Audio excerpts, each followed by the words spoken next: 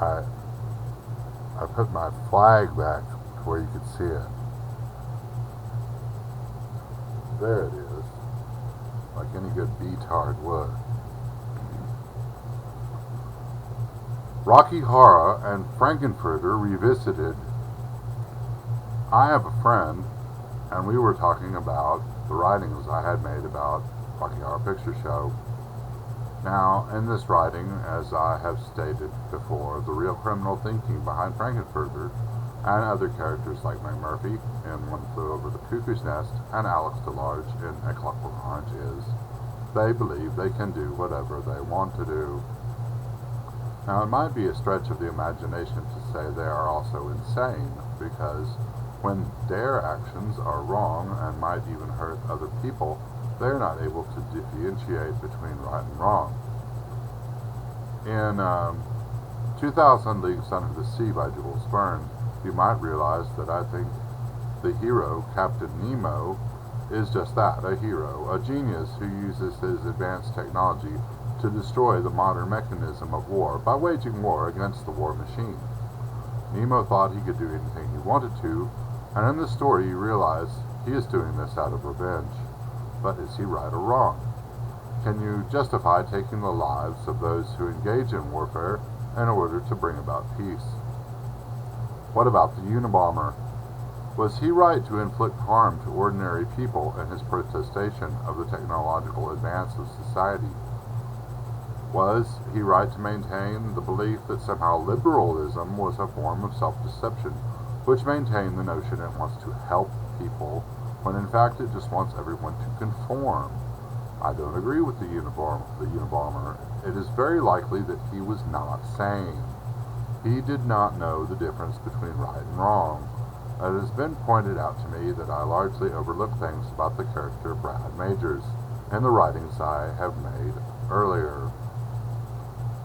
Let's talk about Brad. I established that Brad is most likely conservative, and his beliefs and morality are based on American Christian dogma and doctrine. He has been raised to overachieve. It is not that Brad is stupid, he is just close-minded, and in his entire life he has been sheltered from the reality of Frankenfurter's castle. I want to point out how cliché Rocky Horror Picture Show is now.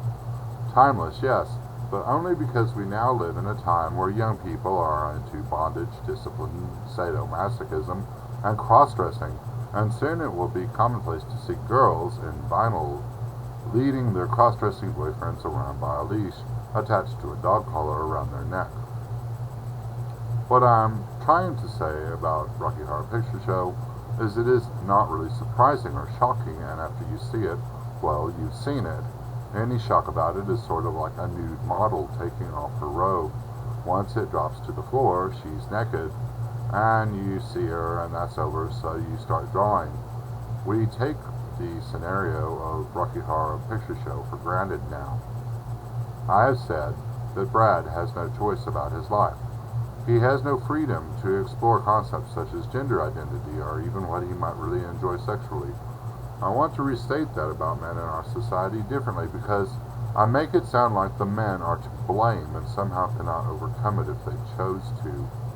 Currently, our society has a lock on the gender binary. If a man or a woman can't explore their gender identity, it is not really because they are incapable of it.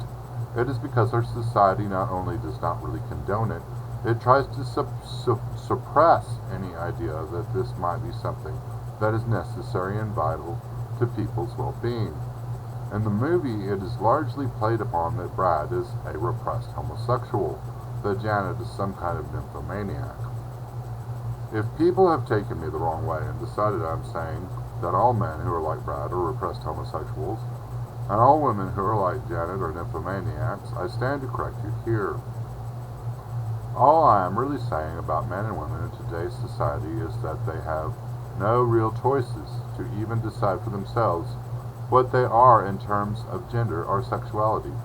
Brad is a construct of what society made him, what he was raised to be.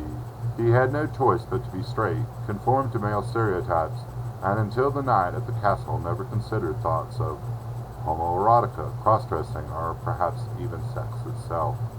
Why is it important for Brad to be able to address such thoughts?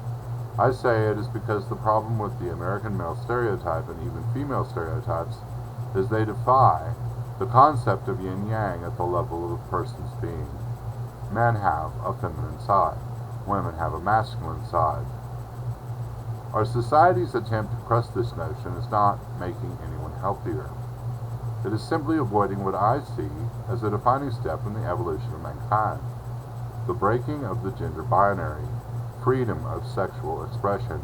I have written how the male stereotypes of the 20th century are out of date.